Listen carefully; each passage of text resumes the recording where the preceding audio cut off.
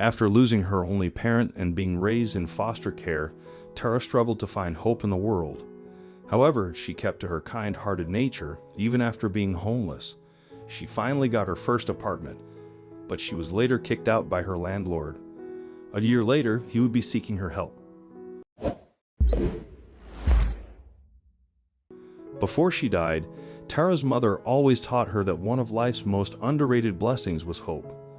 She would say, "Life's a roller coaster, and hope is your lap bar. Without hope, you have nothing to hold you down on them sharp curves." Tara was only 10 years old when her mother passed away. She never knew her father, so she was brought up in foster care. Tara tried to stay hopeful while in the group home, believing that one day one of her family members would come looking for her and adopt her.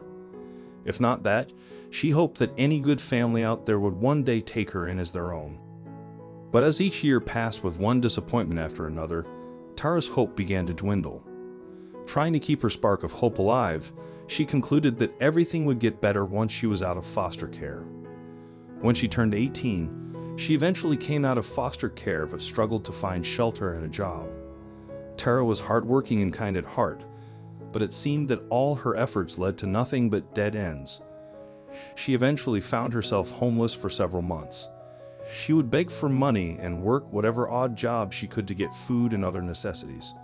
Sometimes she would find a bed at the local homeless shelter, but most nights were spent on dangerous, cold, lonely street corners. At this point, Tara had utterly given up on the idea of hope and succumbed more to the concept of survival.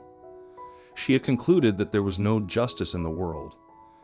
Be that as it may, she stayed true to her kind nature. Tara later found a job as a waitress at a local cafe. She was very grateful for the job and proud of herself. Tara worked long 12-hour shifts. She gave her job her all, working towards renting out a house she had been in for a while. She often passed it on her way to the shelter and noted the "for rent" sign in the yard. So once she got a job, she decided to inquire about renting it out. At heart, Tara just wanted a place to call home, and she was willing to put in the work to get it. In time, she was able to get her place, and a spark of hope began to rekindle in Tara's heart. She was finally starting to see better days. One day, as Tara was walking home from work, she was attacked by two robbers trying to get her purse.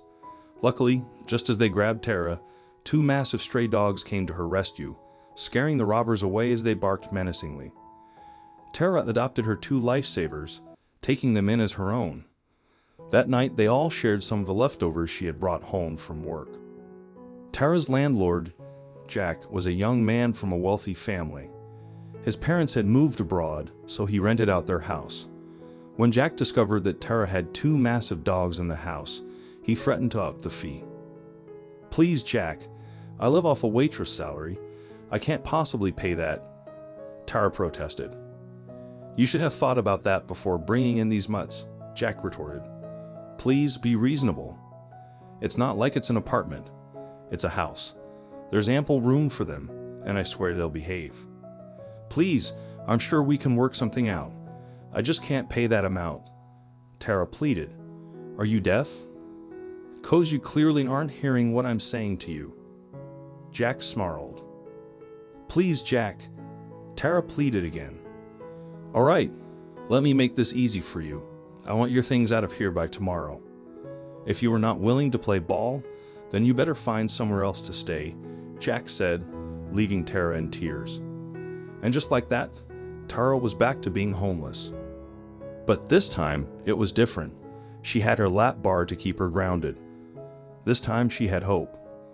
The next day, she searched for a house that would accommodate her dogs but found none. She decided to take her dogs to a nearby dog shelter and convince the owner to give her a job there so she could be with the dogs that saved her life. A year later, Tara had worked so hard that she was able to open her own company. Her company was very successful, and before Tara knew it, she was more prosperous than she ever could have imagined. One day, it just so happened that Tara was conducting interviews for a new post at her company.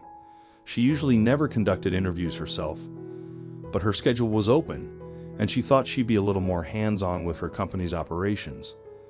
"Lisa, please let in the next candidate," she said to her assistant manager, who then, to Tara's amazement, ushered in Jack, her old landlord. Jack looked different. He wasn't as pompous and he wasn't dressed in his usual flashy clothes. Jack humbly took a seat at Tara's desk, finding it hard to make eye contact. "Hi, Jack, do you remember me?" Tara asked. Yes. Yes, I do, ma'am," he replied. "Ma'am? No, let's not do that. Why are you here, Jack? I mean, I'm just a bit surprised. You've always seemed to have it together," Tara said. "I need a job, Tara," he replied. "A job? Here? Excuse me for asking, but what happened, Jack?" Tara asked. "Well, no point in lying now, right?" he said, chuckling nervously. "My parents found out I had spent the rent money on my own entertainment and not on school. So, they cut me off from my inheritance. I'm on my own now and I need a job," Jack confessed. "And you certain you want a job here? As a dog sitter?" I asked. "Please, Tara. I know I didn't treat you right in the past, and I am honestly sorry for my ways. I was arrogant and lived in my own bubble. I see that now, but I need this job. I didn't finish school, so this is it for me," he pleaded. Tara gave his words some thought, remembering how she had pleaded with him in the same manner a year back. "You know, Jack, my mother used to say, life's a roller coaster and hope is your lap bar. Without hope, you have nothing to hold you down on sharp curves. I understand that now," Tara said. What does that mean?" Jack asked. "It means I'll give you a lap bar. You've got the job," I responded. Jack was ecstatic and genuinely grateful. Tara finally realized that there was indeed justice in the world. As time passed, Tara and Jack actually became good friends. What is your opinion of Jack's actions? Was he justified at the time? What would you have done in his place? If you enjoyed the story, please give it a thumbs up and share it with your friends and family. Also, don't forget to press the bell icon to stay updated on our channel. Thank you.